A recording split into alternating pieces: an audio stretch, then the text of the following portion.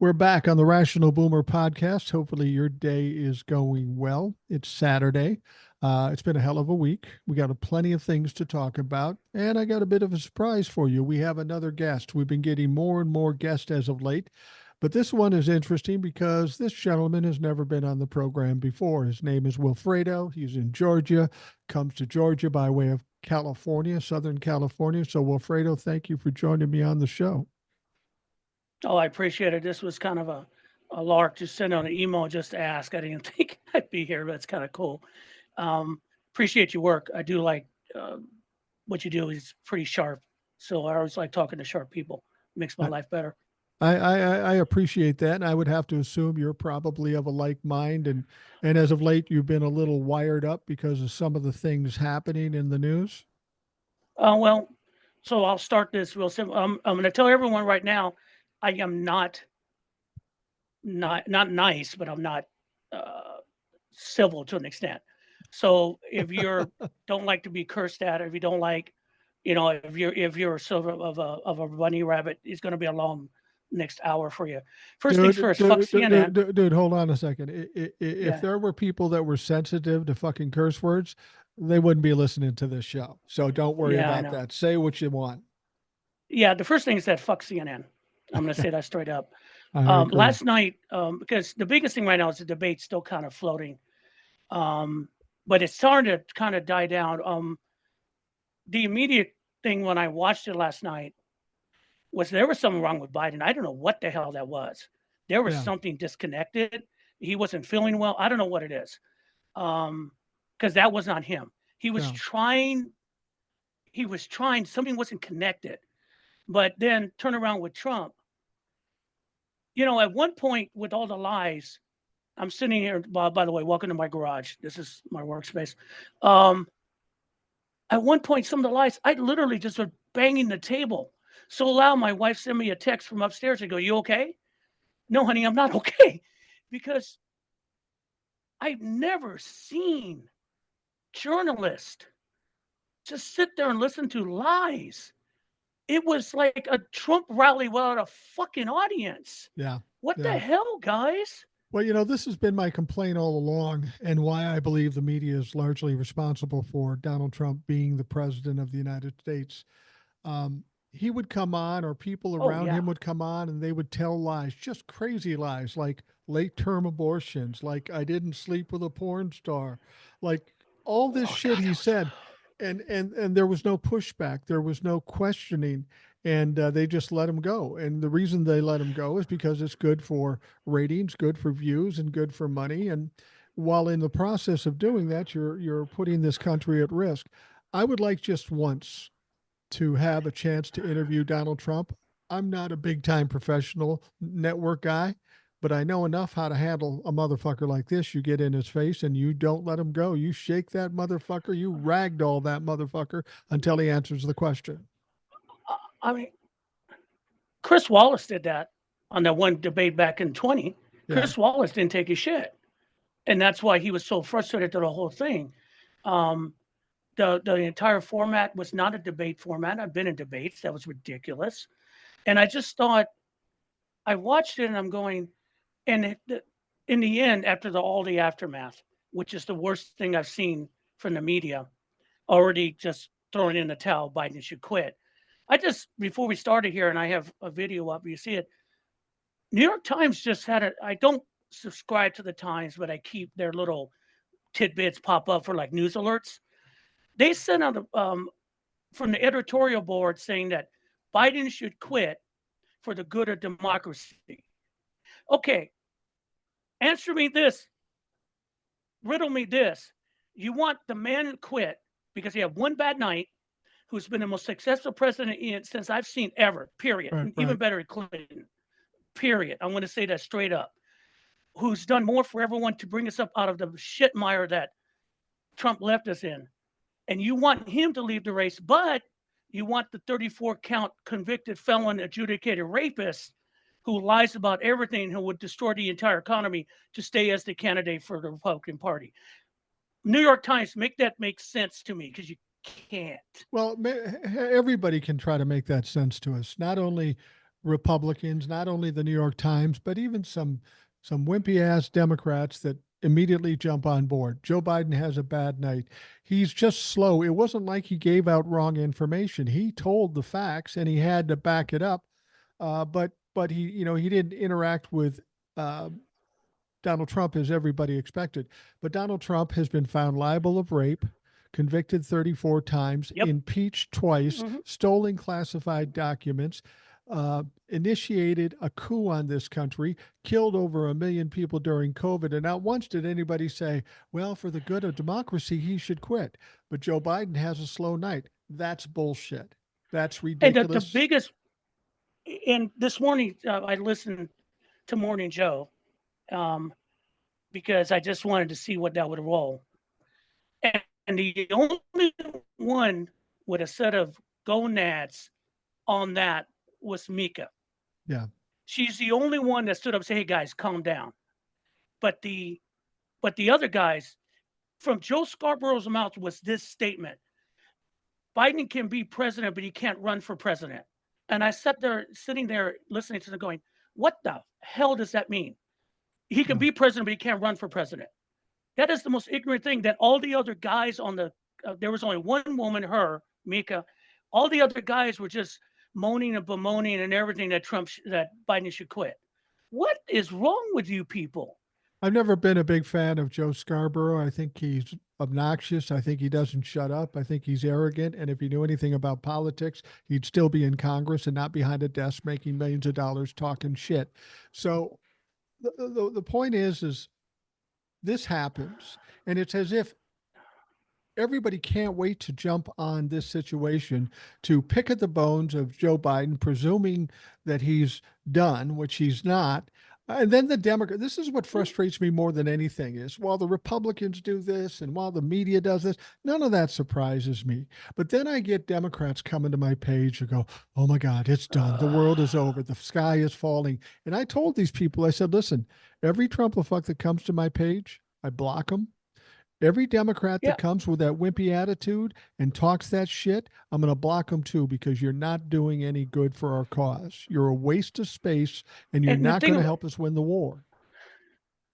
oh God, no. Because the thing about it is that those are the fun.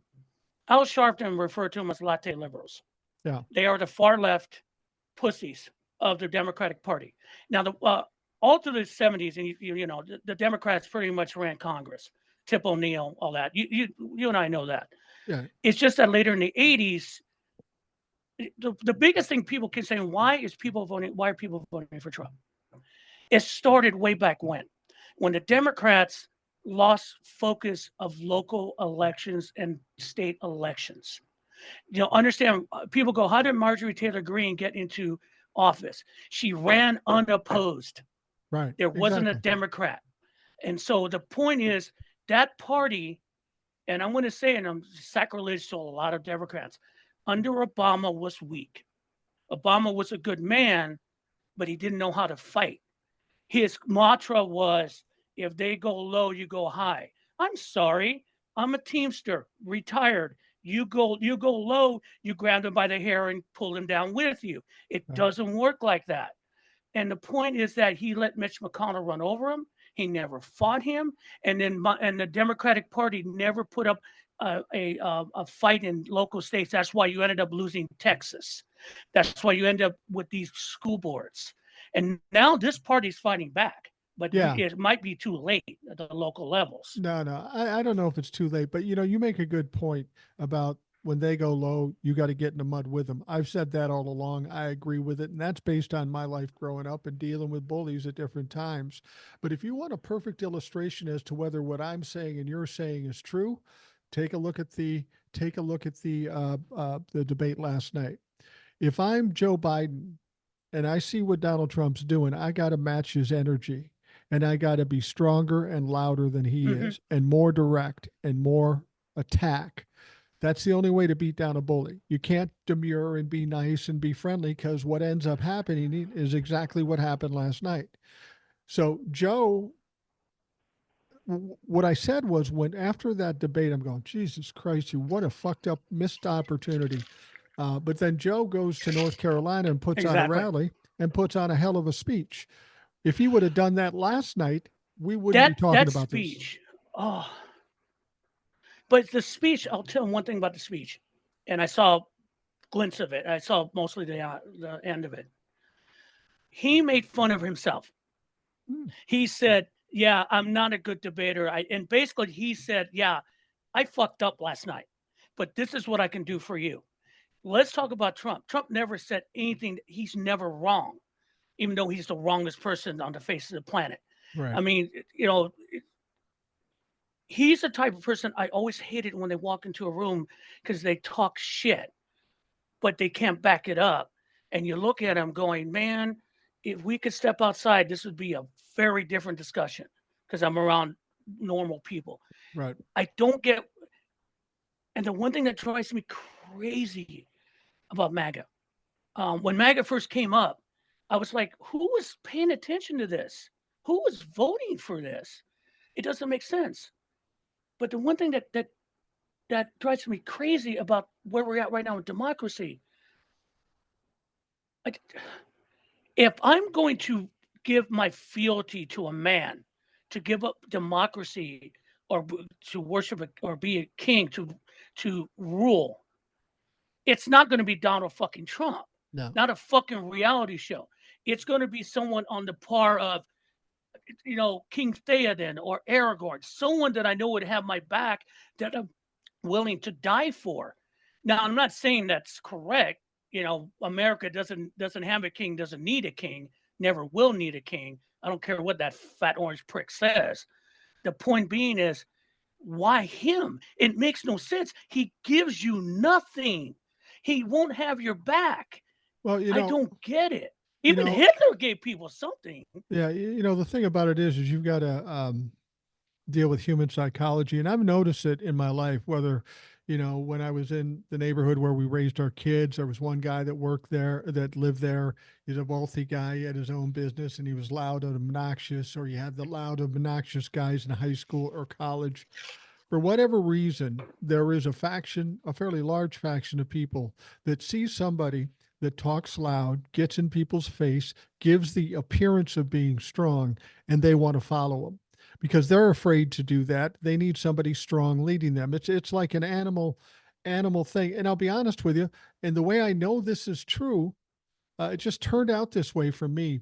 But one of the reasons an old white guy like me sitting in his living room talking shit about politics gets the following I get, it's because of the way I talk and because I will go after people. I'm saying things that nobody else either can say or wants to say or is afraid to say.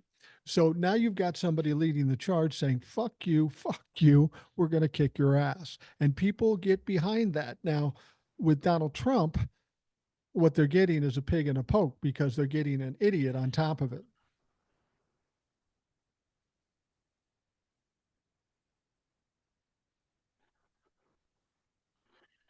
Yeah, it's a grift.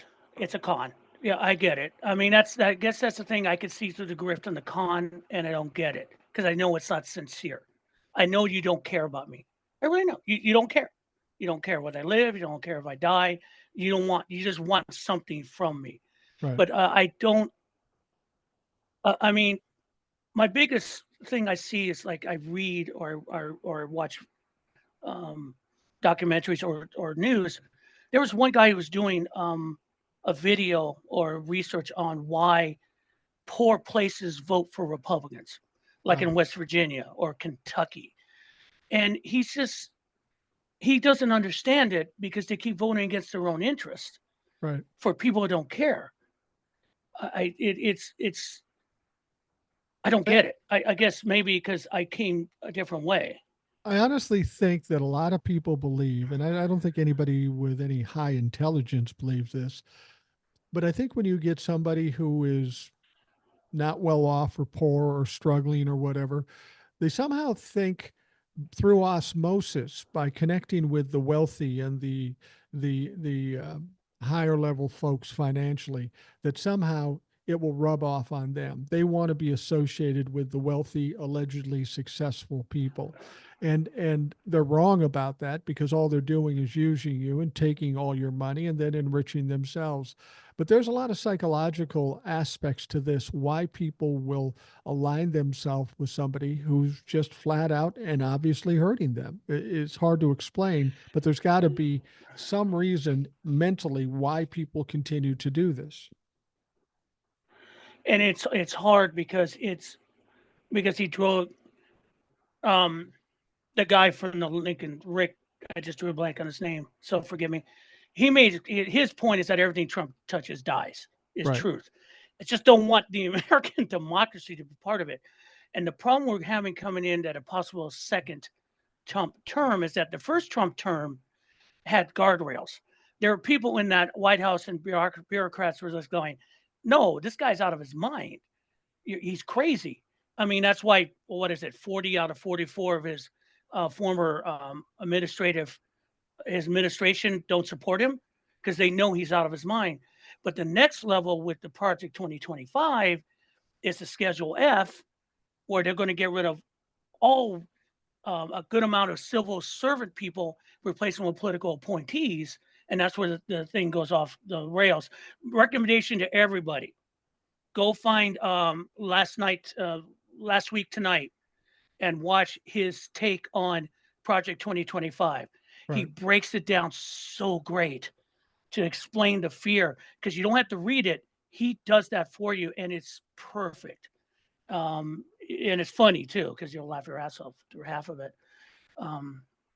Well, the idea, We got to, the idea that there are people that say, "Oh, Joe's got to step down. He's got to step down." That's absolutely ridiculous. I'll tell you what Joe needs to do henceforth to change the narrative.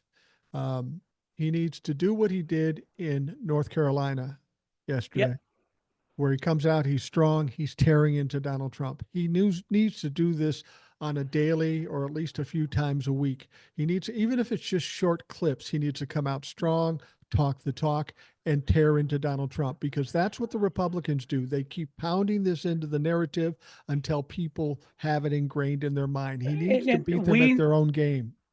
Democrats need to take a lesson from MAGA. And the lesson is this: when Trump was going through the trial, all his people showed up in red ties. Right. They support him. They support all the lies. I'm not saying it's right. They support everything. When all that went down yesterday, instead of backing Biden up and say, yeah, he was sick, that man's a liar, they went hiding like they normally do and start crying. No, you take that word, you back him up. I'll give credit to Kamala Harris. I give credit to Gavin Newsom. That's what they did. The reporters came in, what are you going to do? And they're going to say, we're going to support Trump. We're going to support Biden. And this is how we're going to do it. And the problem with the Democratic Party, they still have these old folk, these old time, or these bad thinking that this thinking that they can't be tough. Whoever did his debate prep, I want him fired. Absolutely. Because instead of he said, he probably told Biden, don't worry about what he says, just concentrate on your facts. You can't do that with a liar. It doesn't work. I think you would have been a lot better off with Joe Biden. I said right after I heard the debate, I said, Joe Biden looks like he was over prepared. He was under pressure. Oh, yeah. They're saying, listen, man, this is very important. It's crucial. It's do or die here. You got to get out there and do that. And it gets in his head. What they should have done, and this is why I do the show the way I do. I don't write anything. I don't prepare anything.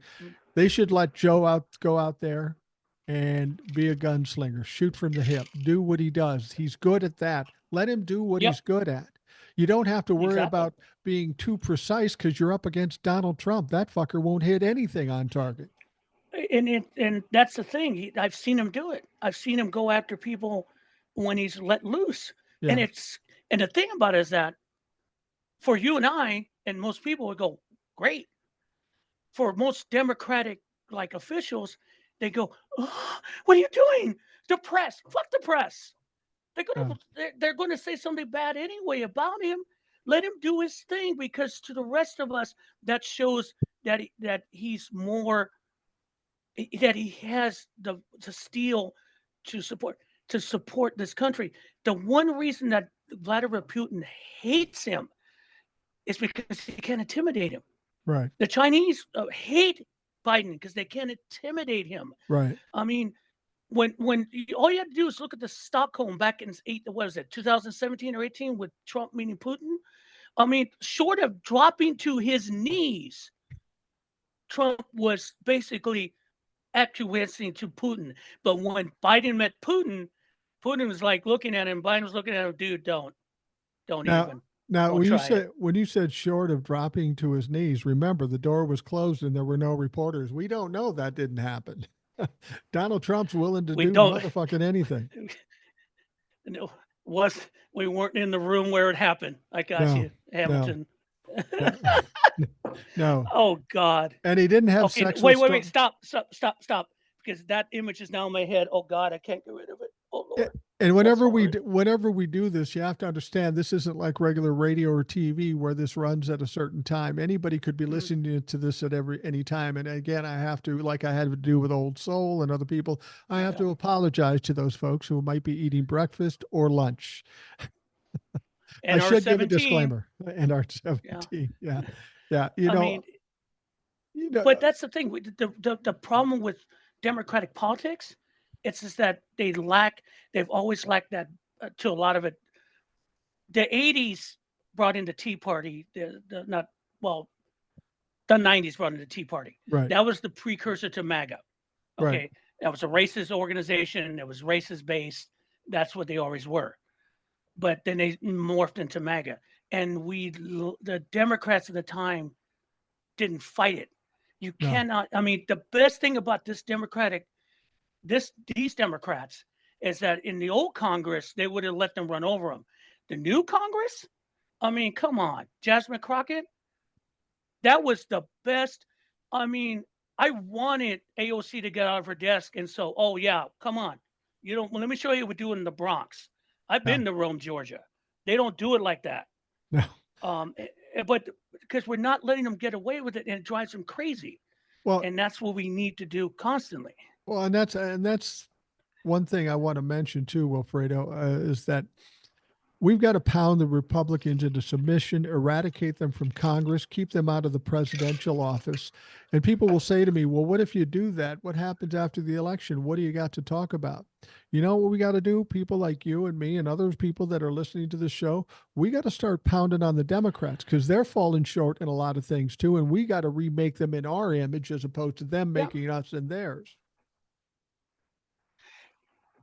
I think what would happen, the biggest thing what we need to do is we need to turn this election, the Republicans have to become the Whigs. They have to die.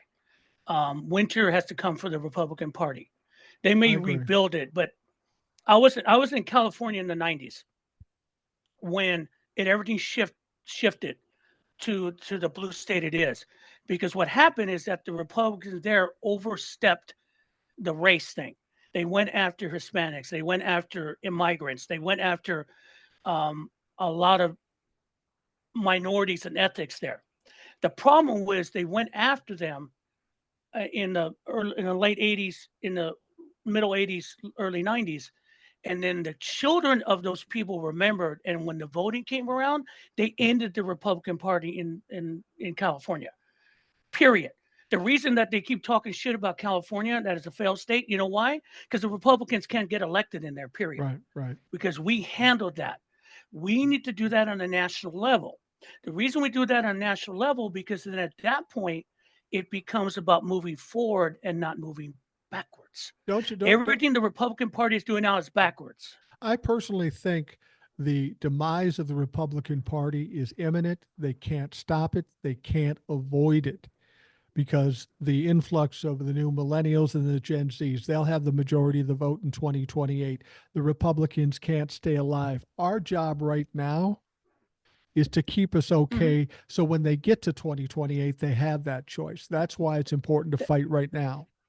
That's the thing is like these latte liberals, and when I'm talking about everything like the whole Palestinian thing and all that. Oh, by the way, did we miss that comment about Biden being a nice Palestinian? Hi, racism. Jake Tapper, hi, dumbasses. Well, you know I what? mean, You know what about that though? That's not the first time he said it, and not the last time he said it, uh, because he was talking about um, Schumer being a Palestinian, and oh he's a yeah, Jew, and he said I it two know. or three times to other people. Now, let me ask the liberals, the left liberals out there. We don't like what Joe Biden's doing for Israel, and and so maybe we'll vote for Donald Trump. Donald Trump just talks shit about the Palestinians. So, what are you going to do now? Oh, he also said, we should let Israel finish it. Yeah, Finish what? You wiping them out, killing everybody. The thing about, don't even get me started with Netanyahu. Don't, because Israel in the late 70s, Yitzhak Rabin was so close to ending, to becoming the two state. He was working with it, right, and then he was murdered.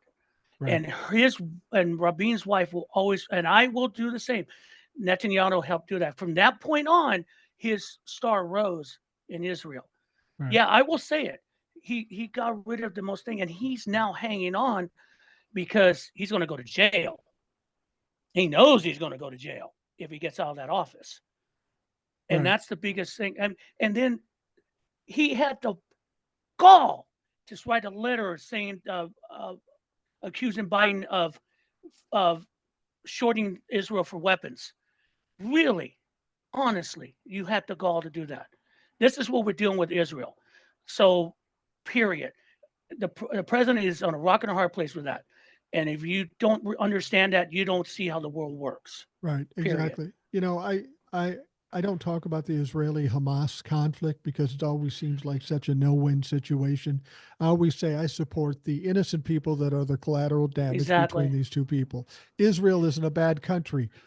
Netanyahu is. America Yep. wasn't a bad country. Donald Trump was. We understand how you can get in this position, but the important thing is you get out from underneath this fucking rabid piece of shit. Yeah, it's hard. It's been a no-win situation for centuries, Yeah. decades. Yeah. Um, it come close sometimes with Egypt made peace. I mean, we can go through the whole thing. I mean, we lived it: the '68 war, the '73 war, the constant, Lebanese and all that fighting. They just can't. Whenever they close to peace, something happens. Right. And now we're in a situation where, I mean, we can bring all this up. It's not going to change until the two biggest factors, Hamas and Netanyahu, moved from out there. Then everyone can talk what we can do. That's the bottom line. Well, you know, as you But said, right now, as long as there's two in there, we're screwed. we grew Sorry. up in the But, 60s, and I think Israel became Israel in 1948. And through the 60s, from the time I was born, it was like there was a war or some kind of conflict every 5 years. And if there's a war or conflict over the same topic, over the same situation, or every 5 years, excuse me for not getting excited about it. I've seen it over and over again. I know how it starts, I know how it goes, and I know how it ends. It's the same story over and over again. And somebody's got to have the power, the guts, whatever, to put a final stop to this, but no one has. because why? Because someone benefits in the end. Right. Someone is benefiting, and that's the thing.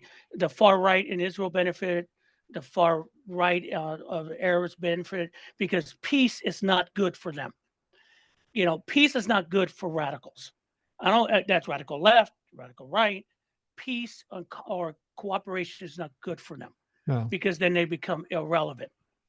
And Well, that's the biggest thing we see now is these people are so desperate for relevancy, they'll do anything, and that's well, wrong. well, ever since this has all started, at least for the time I've lived, there's always been a president that's trying to broker peace. You know, Jimmy Carter did it. Um, I think he Mm-hmm. did it with Begin and Anwar Sadat or something like that. Mm-hmm. And so it's always been a president of the United States trying to broker this deal. But let's be perfectly honest. No president has the power to do anything other than be a mediator. It's not their responsibility to find peace there because they don't have the ultimate choice. And that's the thing I hate about the full side, the whole Palestinian, protests and all that. What is he supposed to do? I mean, I've gotten into battles of TikTok with the youngsters, because they're saying, well, you're supposed to do ABC. How? It's not our country. That's their country. That's their business. They got to solve that. We're supporting.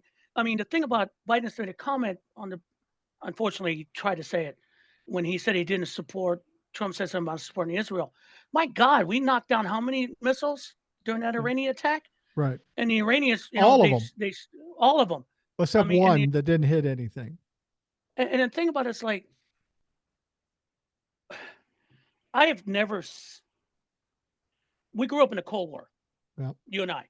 We know what it's like to hear the siren go under your desk. They said that's going to protect you from a nuclear weapon, right? I don't believe we believe that shit. But all the things that the Republicans are saying about Russia and everything, they'd be in jail during the Cold War. The FBI would be looking at you. J. Edgar Hoover would be all over you like white on rice. I've never seen Americans support those who want to end our country. Yeah. I don't get you. They make excuses for Russia. How do you make excuses for Russia invading a country? Yeah. I don't. Let me put it this way. Forgive me. I'm going to say it, and all the ladies, please don't hate me. This is exactly like saying a woman got raped, but she asked for it. Yeah, exactly. That's exactly the conversation we're having. Well, the Ukrainians made them Russia invade you. Excuse me? What the hell?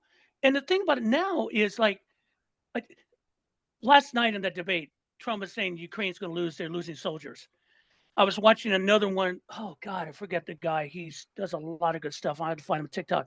He made a comment is that in the newest round of fighting, the Russians are losing 1,000 men a day. Yeah. A day, because they can't get through the Ukrainians. The reason Putin is freaking out because the Ukrainians got their weapons and they don't know how to use it. That's what happens when you're trading in small team tactics, like we trade the Ukrainians. I mean, when you have, and these people are willing to die for their country, you can't beat that. The only reason the Russians have that is because they have more people to throw at them right now. You can't sell this to me. No. The math doesn't work. But I'm so ashamed of people supporting. I'm ashamed to watch Americans make excuses for Putin. He was the KGB's #1 man. His job was to bring down governments. And you support him? And you call yourself American? And the ironic call thing, me old school. the ironic thing is, if we were going back to the 1980s and somebody told Ronald Reagan what the Republican Party was saying about Russia, he'd start slapping motherfuckers because they hated Russia. It was just, it's just amazing how they made this transition to this authoritarianism. And you were talking about it before we went on. You know, these racist, misogynist, anti-Semites, warmongering, anti-government, anti-democratic people, they've always been there. They've always been there, but they were tucked under rocks because it wasn't safe for them to come out in the free world. Then Donald Trump comes along and makes it okay, makes it cool to talk about this shit again. And that's why we're dealing with it. Donald Trump is a virus that's spread all over the country, and now we've got to try to contain it and eradicate it. And politicians say stuff like, Gary Hart lost everything because he had a woman sitting in his lap. Yeah. That's it. Yeah. He lost everything. Howard Dean was pushed out of the presidential race because he made a sound. Go back to Muskie, who lost it because he cried during after a primary, and everyone thought he was too weak to be president. But these guys go out and make these absolutely racist, misogynistic, violent comments, and everyone cheers them. What is wrong? That is just totally opposite of what it used to be. And that's the ironic thing here. Everybody sees Joe not put on his best performance, talk a little slow, immediately, oh, he's got to go. But like we said, Donald Trump has been convicted of 34 felonies. He's not only a criminal, he's probably the most prolific criminal of our time, of anybody, not just politicians. How many people do you know that have 88 88 charges against him. And that's where Donald Trump is. He's got 34 of them already in his back pocket where he's been convicted. And he's lucky that the justice system works for him, because another commentator made, a beautiful black woman, and again, I hate when I don't remember her name. She made a comment: do you think someone of my color who violated a gag order in a court would not be in jail right now? I mean, the point was correct. Yeah. And here's the other thing: the man stole secrets. He has classified documents in a bathroom, and he's still walking around free. And that case is sitting there with this absolutely incompetent judge defending him. That is treason. Don't sell it to me anywhere else. That is treason. Well, it's not even it's not even that he just stole the stuff. We have proof that he disseminated the stuff. It's one thing to have the stuff, but the worst fear is that he gave it to somebody else, somebody who shouldn't see it. We know he disseminated to some reporters and some other things, but we don't know where this shit has gone. It was laying all over his house like a pigsty, and anybody could have walked in there and grabbed a handful of the motherfucking things at any time. If there's any one good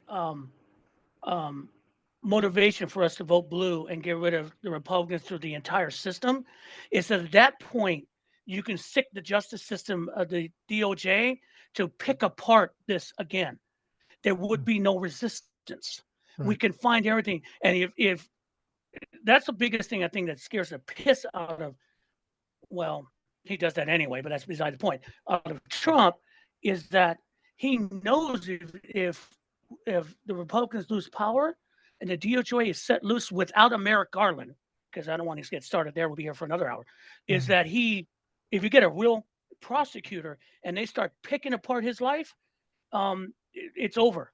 They will drag his butt out of Mar-a-Lago, period, in chains. And that's what I've said all along, is that everybody's worried about all these cases get tried before the election. We've got the 34 convictions. I mean, how many convictions can he get him before he's done?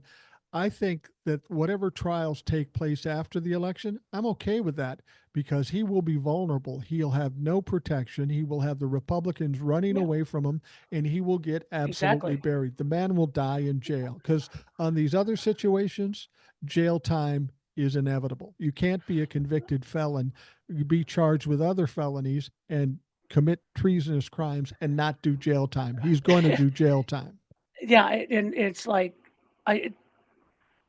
the January 6th trial, I mean, after watching what the Supreme Court did today, I'm kind of going to call that DOA for now.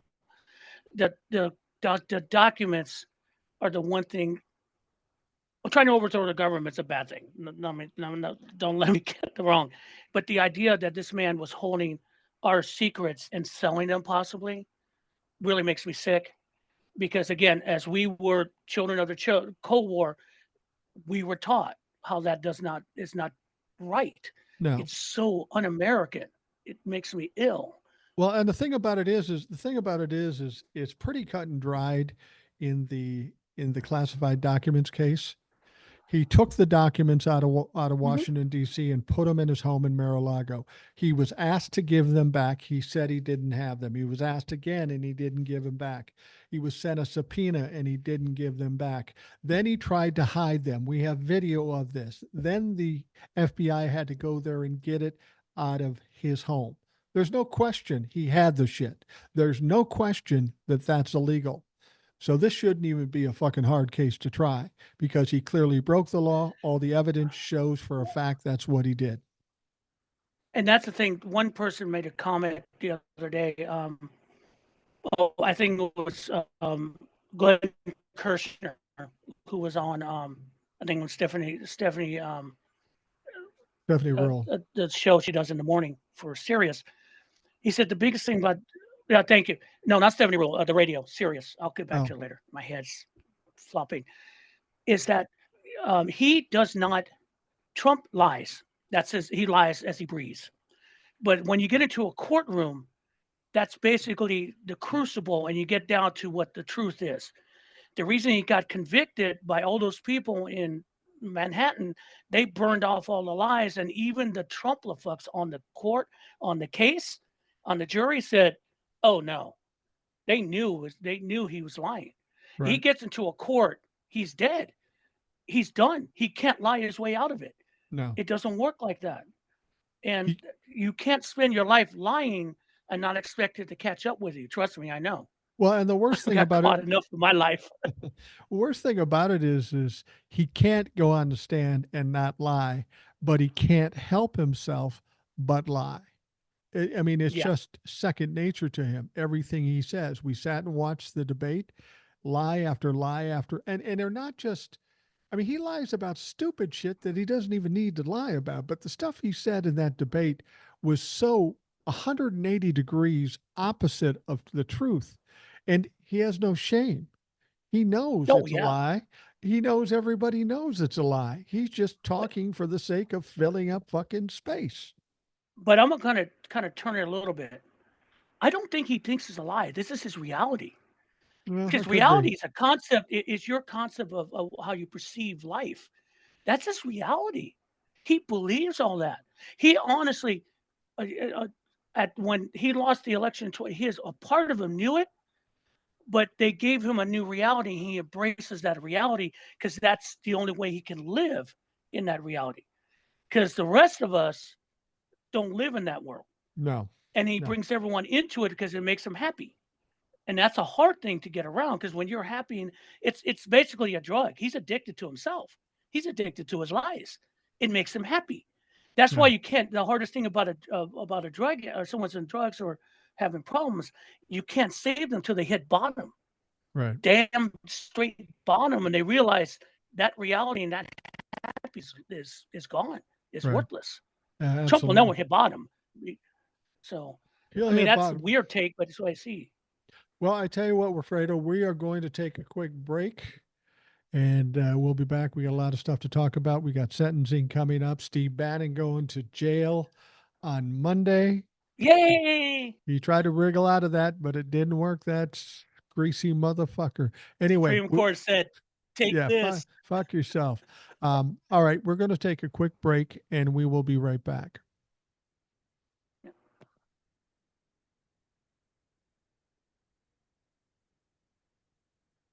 Okay. We are back on the Rational Boomer podcast. Our guest is listener Wilfredo. He's checking in from Georgia. And we're talking about all things regarding the debate, some of the things talked about the debate. And I know you wanted to talk about economics, and it was interesting. Donald Trump told many lies yesterday or during the debate, and he said, "We have the greatest economy ever," which is not true.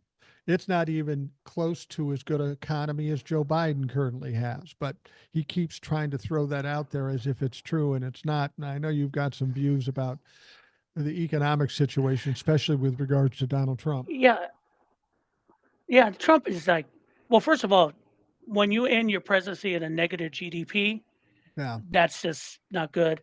Um, yeah, you can't blame it on COVID because the wheels were coming off that train little by little. You can't give that much money to rich people and expect them to share. They don't share. No, they And don't. that brings us back to no, they don't invest. And the thing about it is like, trickle down economics, we're going back to the 80s. You go back to Milton Friedman, who came up with this concept that if government helps people in economically, or companies give people their salary or give people health care, that's economic socialism. Milton Friedman was an a-hole. Hmm. And then they brought in trickle down economics, saying that if the rich get more, they it rolls downhill. The only thing we know what the only thing rolls downhill. Yeah. We're old enough to know what that is. Yeah. Um, and That would be so shit. Just so those people, younger people don't know, it would be shit. thank you. But the point being is like it never worked. It didn't work with Reagan. It doesn't work anytime they tried to do it. And Trump, tripled the deficit with it. What Biden did is he went back to old school economics. He went back to FDR. Right. He didn't create a new deal, but all he did was infuse the economy with government money. Start first with the COVID bailout. And oh, by the way, all y'all can thank us for the 2 Democratic senators when you got your check for Yeah. COVID.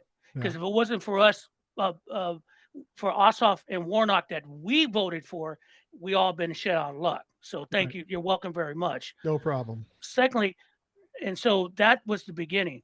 And then he started looking at the infrastructure bill. Then he started to look at why are we importing chips from China when we can make it ourselves. And he got the CHIPS Act and got companies to invest in the United States.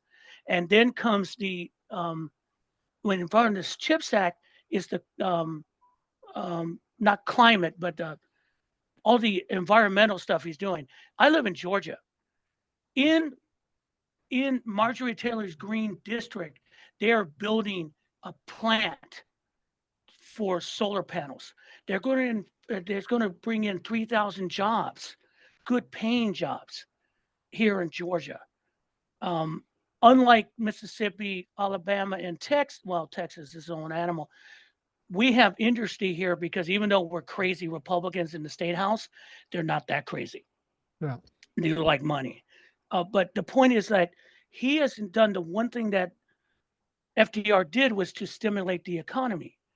And then people go, well, why was inflation so high? Well, because the supply chain cracked, raised prices as per price, supply and demand. But the problem is when supply came back and demand, so prices never went down because corporations wanted their money.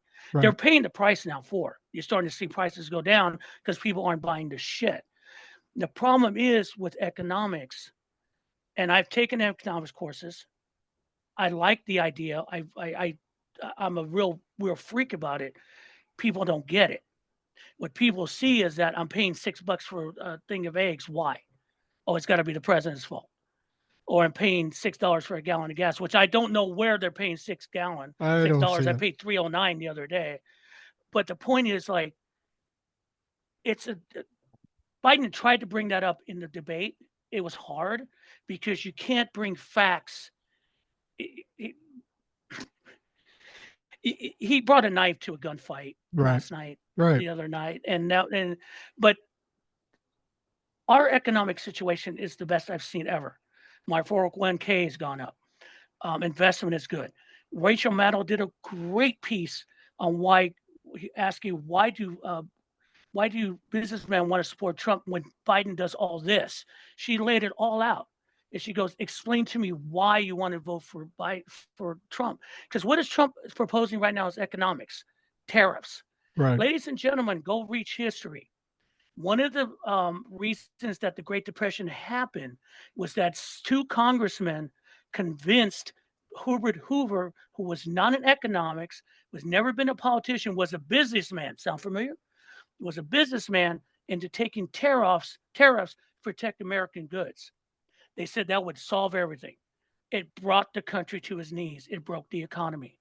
That's what he will do again. He will break the economy because he's got this idea that tariffs are paid by the government of China, the government of Mexico. He has no fucking idea how this works. And that's the biggest thing with us. What's ironic is Donald Trump has acknowledged this about, prior to the election, and they kept telling us there's going to be a recession, and there never was a recession. Donald Trump says, I hope it happens before I get in office because I don't want to be Herbert Hoover, which is ironic because he has some things in common with Herbert Hoover, the tariffs. He also is one of 2, meaning Herbert Hoover, that left office with fewer jobs than when he went in. And I just got to give, there are other creators on TikTok that I enjoy. Some I don't particularly like, or I kind of wishy-washy on. And there's one guy named Hawk who I like most of the time, not all the time. But that's fine. Yeah, he can rub you the wrong way, but yeah, go ahead. He can rub you the wrong way, but he's a smart guy, and he came up with a name for Donald Trump that I absolutely love, and I have to give him credit for it. He calls him Pervert Hoover, and I think that's absolutely wonderful. I'll give him that one. I will give him that one. That was sweet. That's good. And the thing about it is that's because that's the thing. He has no. And the people he surrounds with, like Larry Kudlow. Larry Kudlow's on economics. No. Larry Kudlow is a hack. Yeah.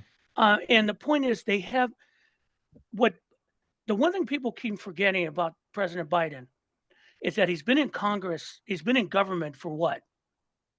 60 years? Close to 60 years? I'm 50, trying to 60 years. at least. So he knows how it works. One thing we keep forgetting, I think a lot of people haven't brought up, is that the last time we had like an economic or social shift was under Johnson. Right. Lyndon Johnson was a brilliant politician. He never gets the credit. He never gets the credit he deserves, because he took the Democratic Party from a racist, misogynist system and made them become progressive. He killed the Dixiecrats. You know what the most amazing part of Lyndon Johnson doing that is? You know what the most amazing part of Lyndon Johnson taking that and doing what he did with the Democrats? He was a racist fucking thug prior to becoming president. He knew what to do and how to acclimate himself.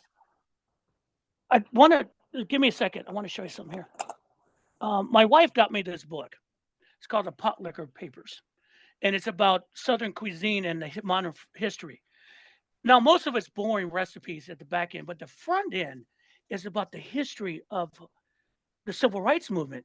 And there's some great pieces about Lyndon Johnson in here and why Johnson changed. And one of them was that he was traveling in the South, or his maid or his servant or his maids or his house people were traveling in, and they couldn't get a place to eat. They couldn't go anywhere. And Johnson found, when she got back to the White House, Johnson found out, and he was pissed. He went to the senator of Alabama and going, "What is going on?" So he lived it. He literally changed the country with the war on poverty from a man in Texas who was, it makes no sense. It's kind of the literally first Nixon had to go to China thing. Because I don't believe Kennedy would have done that. I always thought Kennedy was pretty, but I don't think he had the balls to do a lot what Johnson did. That's my take on Kennedy. No, he probably didn't have the balls. Okay. But do you think that Lyndon Johnson, he ended up being president totally by surprise, they tell us. But the point is that I always got the impression that Lyndon Johnson, while he wasn't like Jack Kennedy at all, he realized that was where the country was, and he had to kind of finish up where he perceived Kennedy was going in order to maintain that popularity. Right. He needed to kind of be in line with Jack Kennedy. And Johnson, right. And Kennedy didn't rely on Johnson for a lot of stuff, because Johnson was a senator. He was a deal maker. And that's what Biden is. Biden is a deal maker. The reason Kevin McCarthy said that, Biden was brilliant, because you get him behind closed doors, he knows how this shit works. I mean, I don't want to hear anyone talking about, career politicians. That doesn't work like that. A career politician knows how to work the system for your benefit. The people who are not career politicians work the system for their benefit, not our benefit. There's a difference to this, and we have to understand that. It's hard for people because, yes, sir, go ahead. Have you ever noticed this interesting coincidence? You had Jack Kennedy and Lyndon Johnson as the VP. Lyndon Johnson was far more experienced politician. And he ended up having to take over for Jack Kennedy, of course. But that was the same situation for Obama and Biden, too. Biden was far more experienced than Obama, and now he's taken over with a stop in between as president. And it really goes to show, when you look at Lyndon Johnson and or Biden, the fact that they know how to play the game and they know how to run the system makes all the difference in the world. Yeah, and it's for our benefit. Yeah, because that's the difference between the Republicans and Democrats, is that Republicans do it to their benefit. Mitch McConnell, and I'm going to say this straight up, is the worst thing that ever happened to America. Because there's a man with power, and the only thing he did was never move the country forward. He stopped everything. fought McConnell. He let McConnell walk him, and that's him. And the biggest thing, one thing I love about this situation now, again, when the Democrats took the power in the Senate twice, McConnell's gotten old. You know why he gotten old? Because he lost his power Right. and he doesn't know what to do with himself. And now he's looking around, looking at all the people he ran, like that's warmed over Rick Scott or Marco Rubio, who doesn't know what he is at the time. And he looks at him and goes, "How did I get surrounded by these idiots? You did it to yourself." Right. And we will probably touch on the Supreme Court. The reason the Supreme Court is what it is because of Mitch McConnell. Mhm. That's all he wanted. And it's that he's been a senator from Kentucky, what, 40 years? I've Yeah. been A long forever. time. He Yeah. hasn't done a goddamn thing for that state, and they keep sending him back. Not a damn thing. I am proud of my two senators in Georgia. You got to look up John Ossoff at a hearing with the postmaster. Our mail in Georgia is fucked because he's gone in there and ripped up a lot of postal offices and delivery systems. John Ossoff ripped him a new asshole. He's a brilliant man. Reverend Warnock is, if you see him talk, he's wonderful to listen to, and they're effective. People in the Senate say that. What I love about Ossoff is that I'll never forget this, when he was running against David Perdue on the first debate, he literally made Perdue cry. It was so bad. The second debate, Perdue refused to show up, and Ossoff just stood on the podium next to an extra podium, an empty podium, just did his thing. That's how he won the Senate seat. I mean, that's the politicians that you want working for you. You don't want Rick Scott, Marco Rubio, Ted Cruz. Those guys are disgusting. They don't do anything but for themselves. They don't give a Well, shit about their constituency.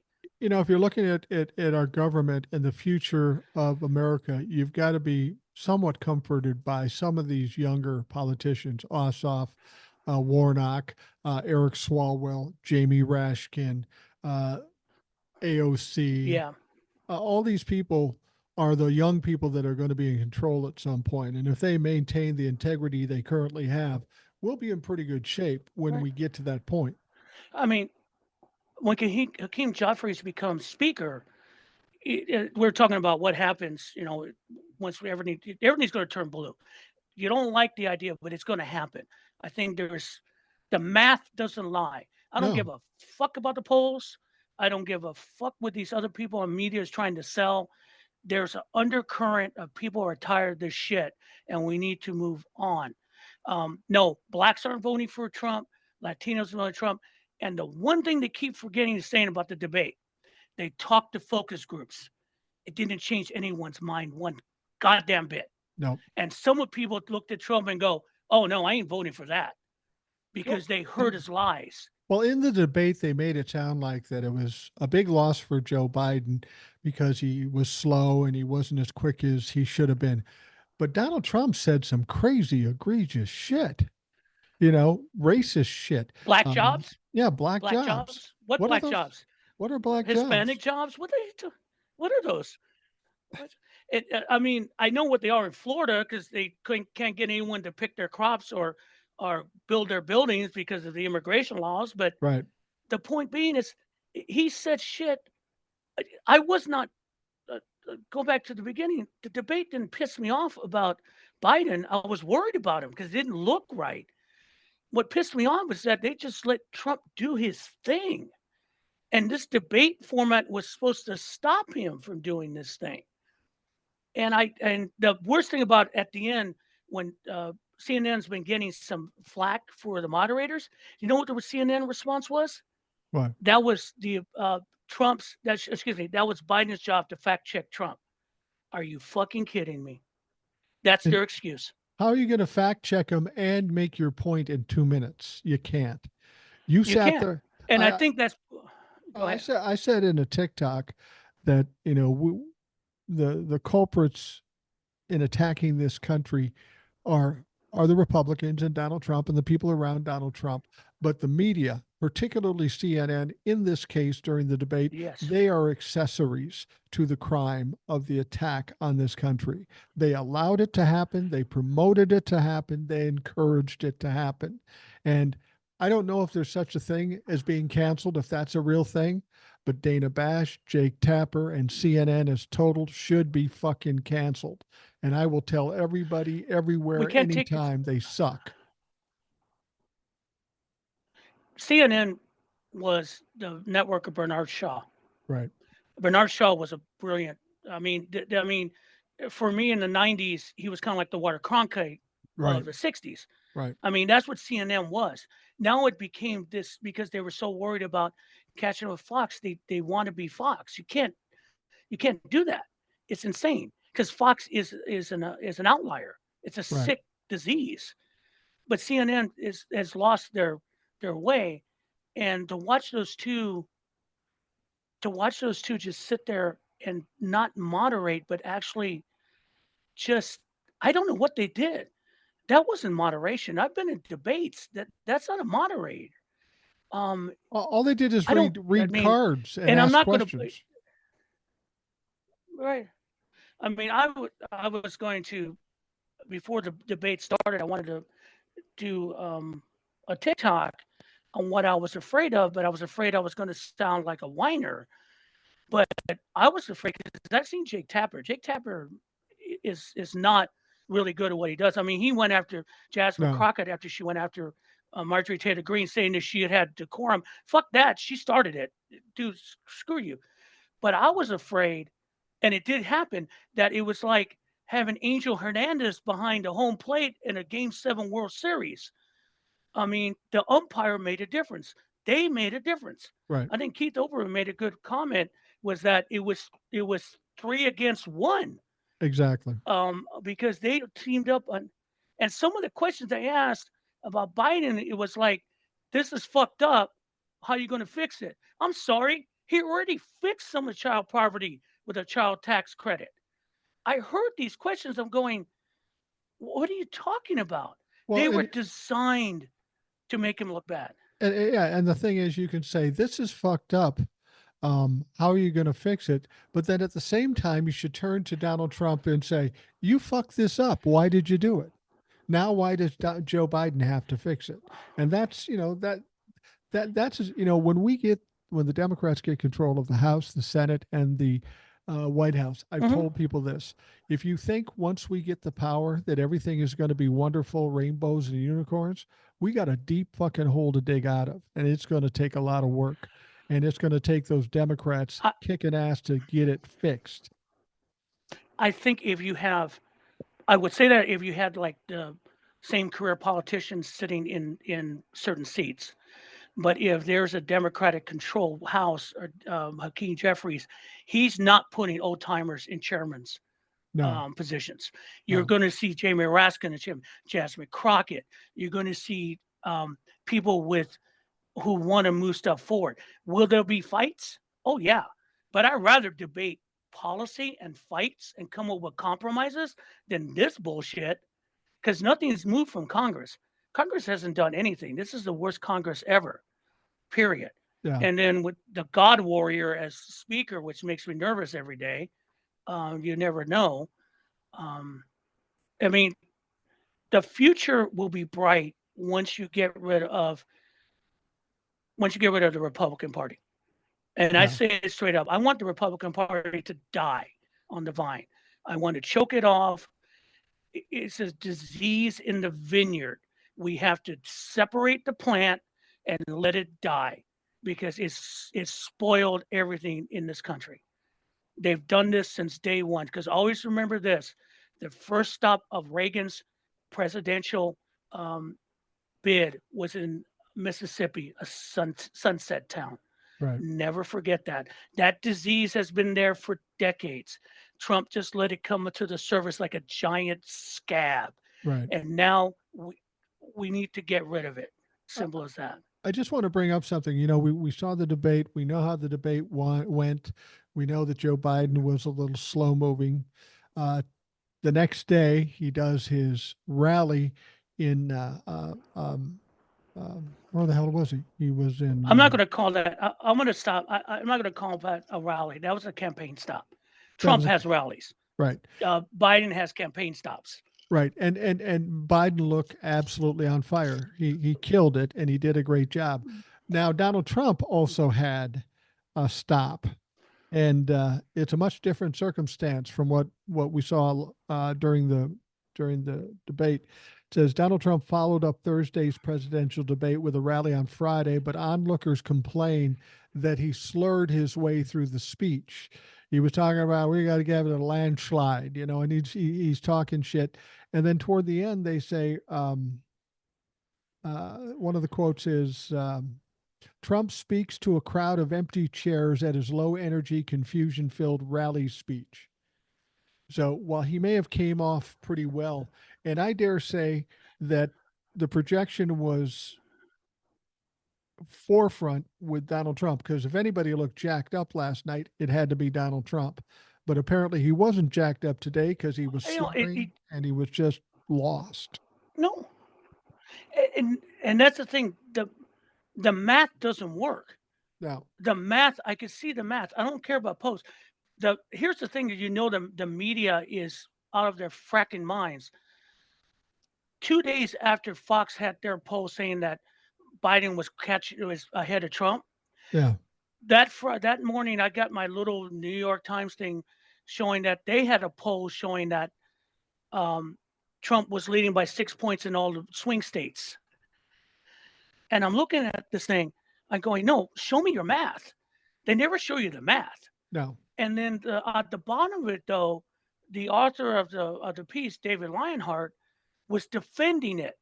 He's saying, yeah, well, polls, you might not like the poll, but maybe it's right.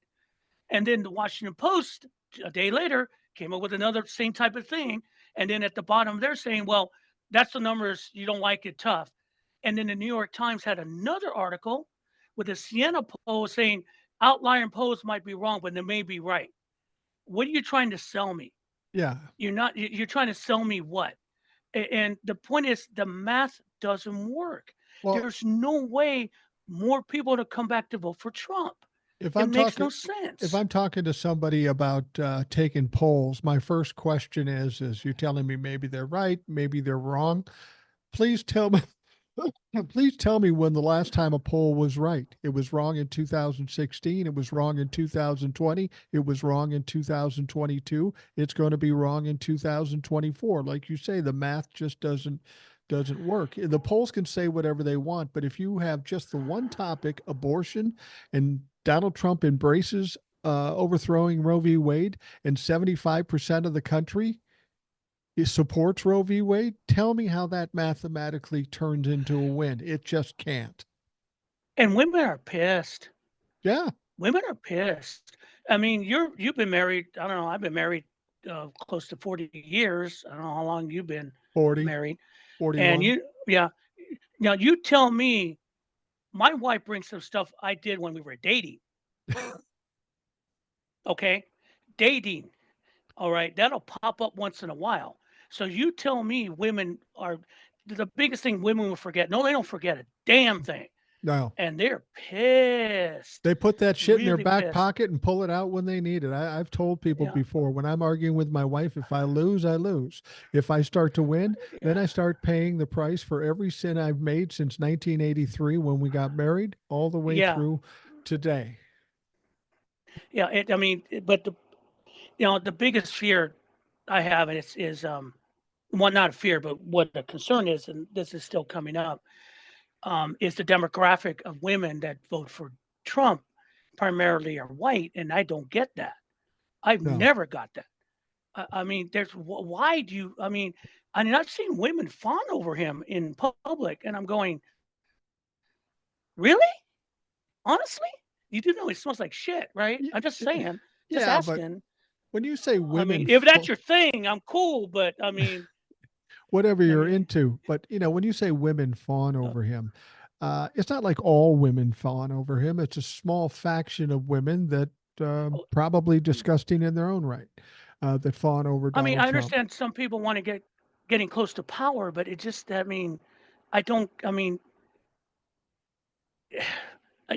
it baffles me, because what self-respecting woman would even be around that man? Honestly. You know, one of the things, if we'd have been thinking after Joe had this poor showing with the debate, Mm. what I would have suggested is, Joe came out there, he was going to be fine, everything was okay.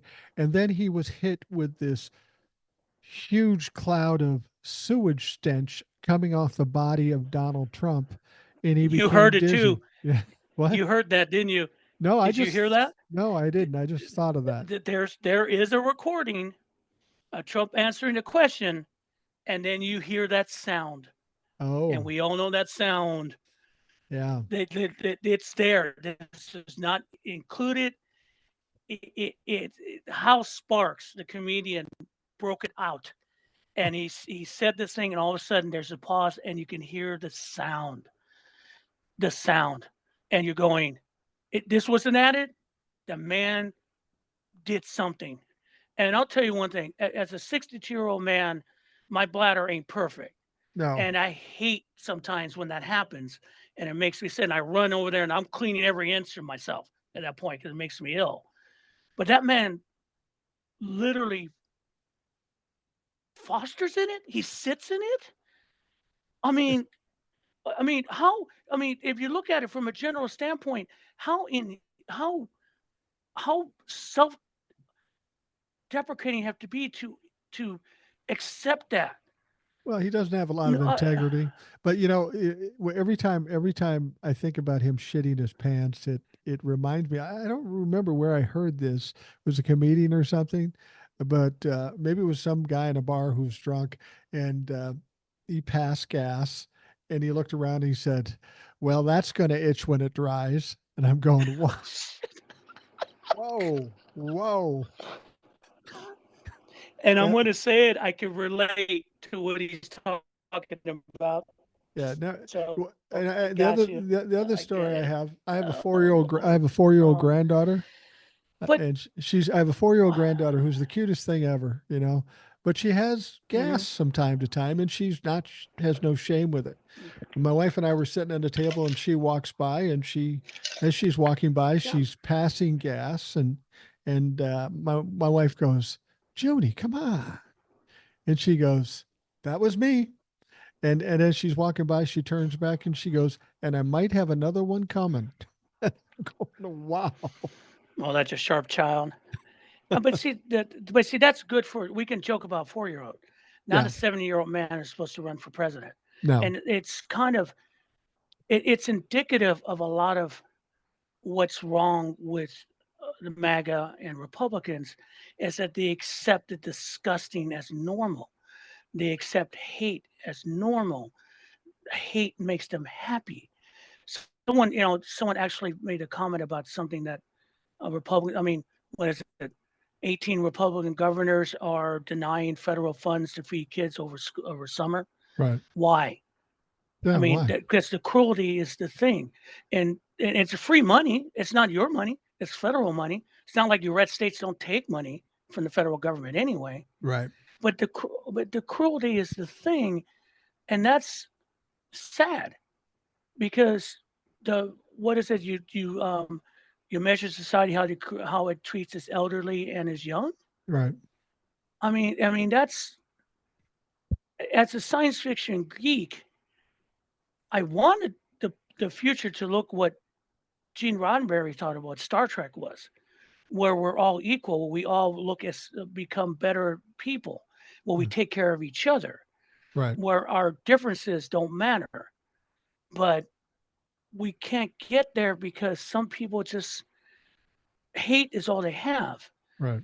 And I'm going to drop a geek moment on me, and people might not agree, but the greatest line in Star Wars will always be when the young Anakin asks him, "What is Yoda says you have much fear in you," and he goes, "What does that to do with it?" He goes, "It has everything. Fear leads to anger. Anger leads to hate.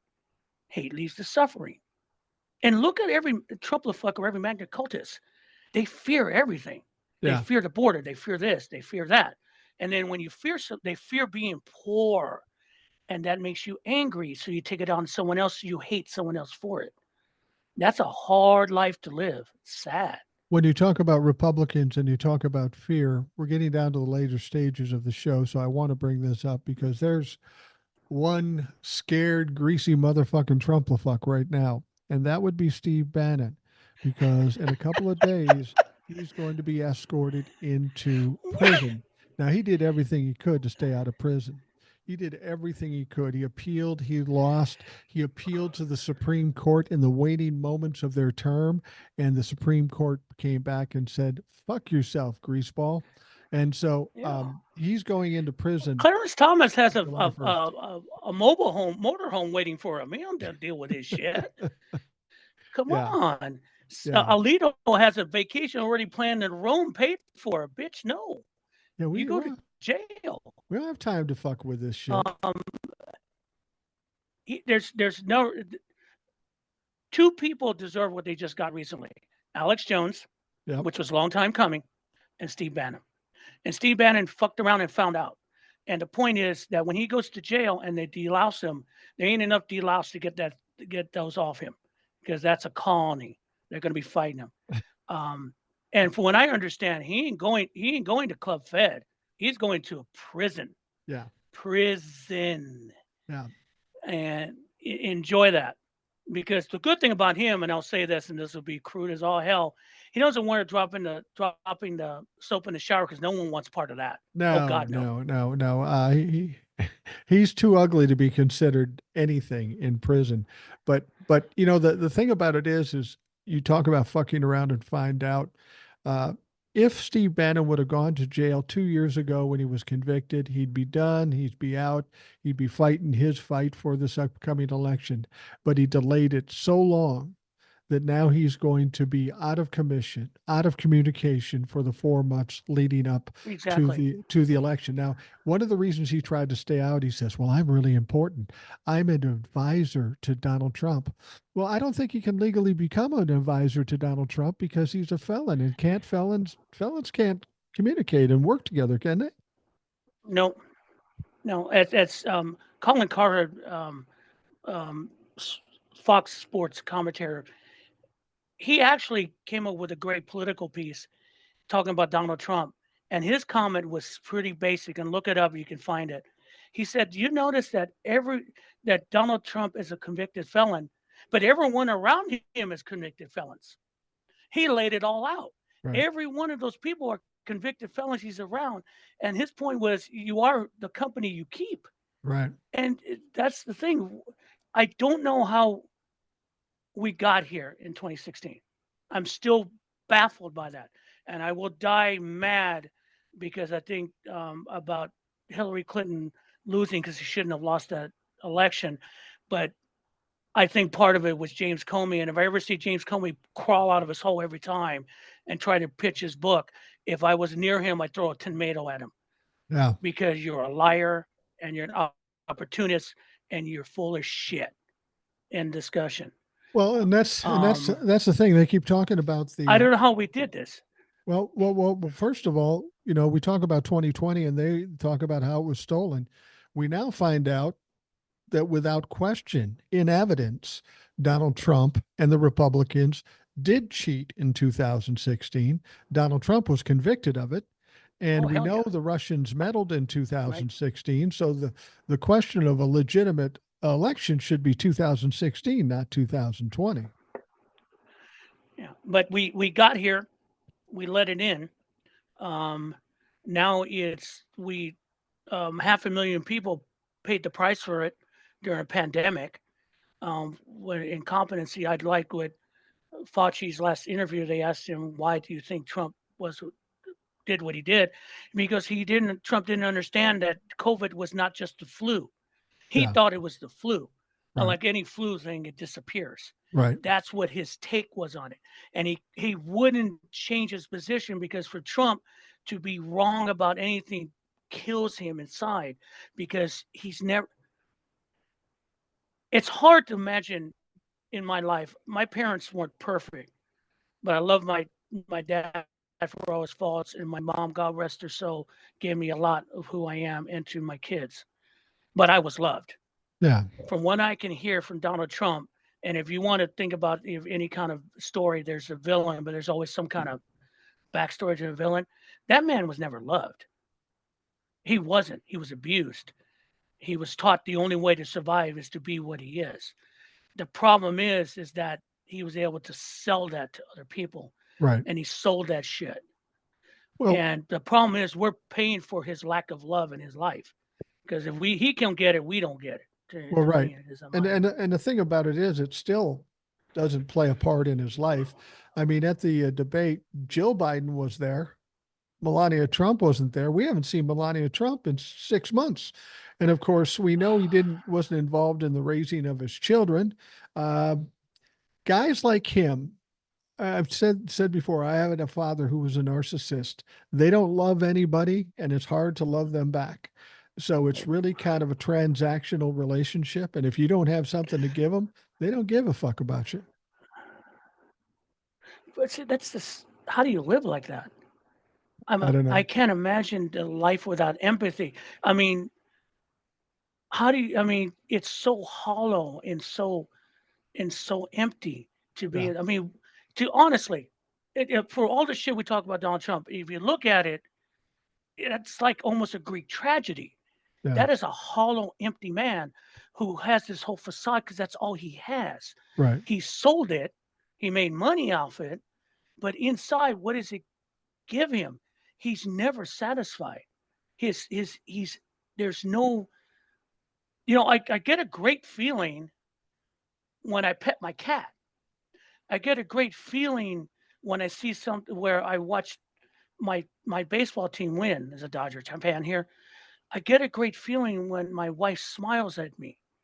Um, I feel it makes me feel good because there's something inside. He has nothing inside. Right. That Right. emptiness is there, and so all his supporters are in the same thing.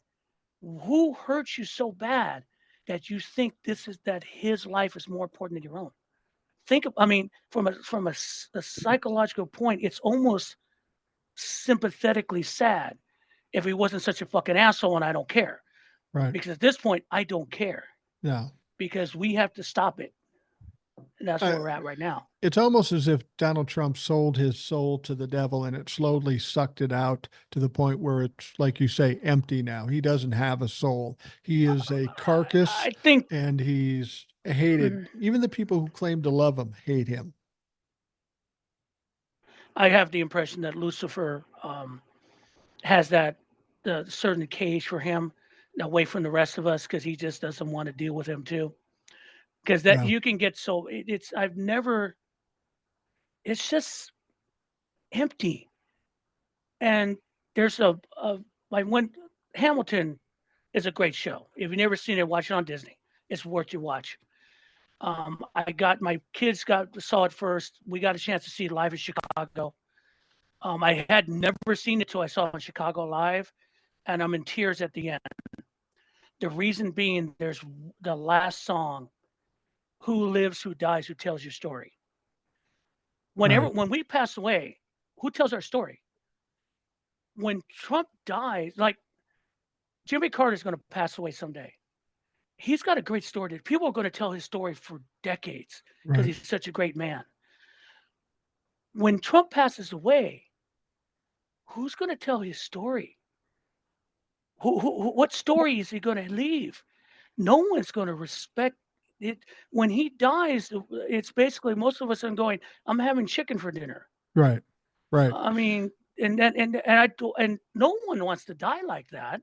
Well, That's scary. not only will nobody tell his story, people will work very hard at forgetting him because he will be such a stain on society, such a pariah that nobody wants to remember that. They want better times and better futures. So Donald Trump will be a forgotten memory. And the faster people can forget him, the better off this country will be. We all have to remember one thing. After all this, we have to vote blue. I know some people would say, "Well, I don't want to vote blue all the way." You got to. Any Republican is a bad Republican at this point. Don't trust them. No. Um, we have to stand up and support. Do not buy into the bullshit the mass media's job is to get clicks and rates, and they want Biden to leave because that'll be a great story for them. Right. That's why they're pushing it, because they want this whole chaos to the Democratic Party. That's not going to happen. No, it's not If going to someone's happen. that's not going to happen. I mean, I heard things, but no, that's not going to happen. And if you don't, as simple as that. If you're not, I'm going to use a line from George Bush. If you're not with us, you're against us. Right. Because that's the way I'm looking at right now. People keep talking about a civil war. No, we're in a civil war right now. Right. Let's be honest. We are fight. There's this one side that wants to end America. There's one side that wants to support America. There's no difference between us and being the Union Army and the Republicans being the Army of Virginia. It's Right. simple as that. Because one wants America and one does not.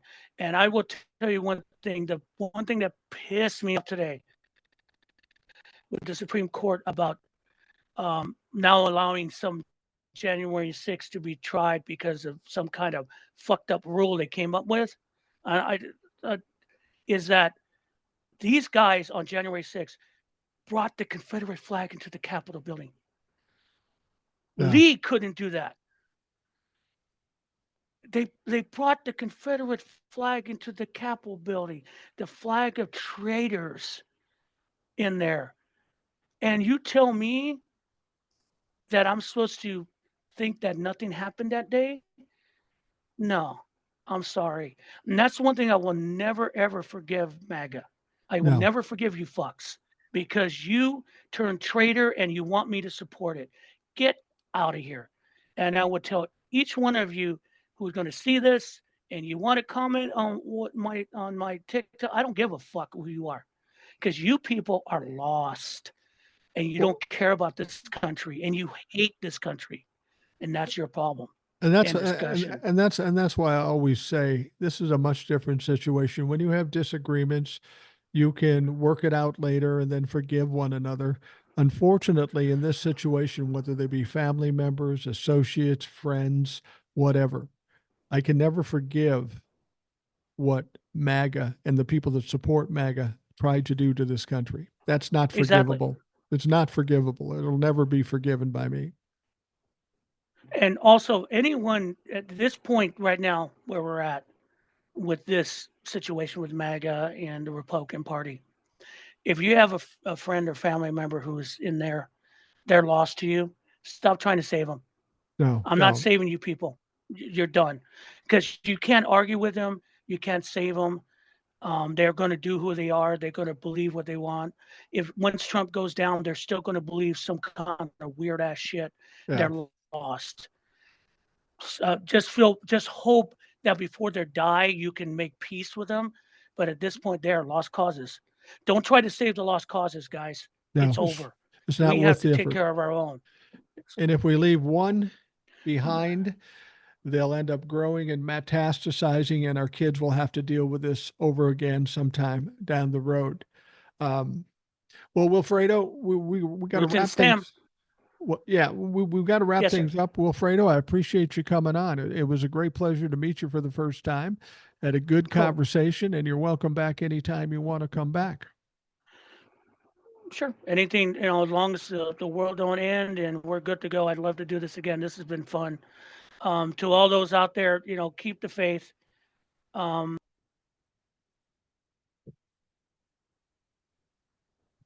3, 2, 1. Hey, we're back. Just keep the faith, everyone. It's going to be okay. And I'm a paranoid person, but I think if we don't panic, we should be all right. Panic is our worst enemy, and that's what our enemy wants, is us to panic. So, this was fun. I'd like to do it again.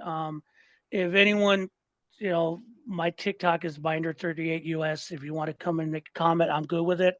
I'm kind of getting into this to an extent. I'm not a nice person, so don't fuck with me. No. Simple as that. No. Let's not say you're not a nice person. I wouldn't say I'm not a nice person. There are some people I'm not nice to. We just happen to be blunt and pretty direct with what we say. Some people might perceive that as not nice, and fuck them. But I personally like people that are blunt and straightforward, because then I don't have to guess what they think, because they just told me. Exactly. Exactly. But yeah, this would be fun to probably do it maybe closer to the convention as we come to it. I think that would be fun to see where we stand in another month. And oh yeah, I definitely want to see what's going to happen when they sentence him, because Trump's going to jail. He's Yeah, going to jail. I have a feeling There's he no way. is. I think Mershon may give him. It may not be a lot. Maybe he gives him 30 days, but it's still jail, brother. Yeah. Enjoy that. And And it's meatloaf on Tuesday at Rikers. Just so you know. well, whether he does 2 days, 30 days, or 2 years, he's not going to be able to handle it. It's just going to break him. And I'm looking forward to that time. So, Wilfredo, thanks for coming by. Those of you listening, I want My to pleasure. thank you for taking the time out of your day to listen. I hope you have a great day, and we'll talk to you again tomorrow.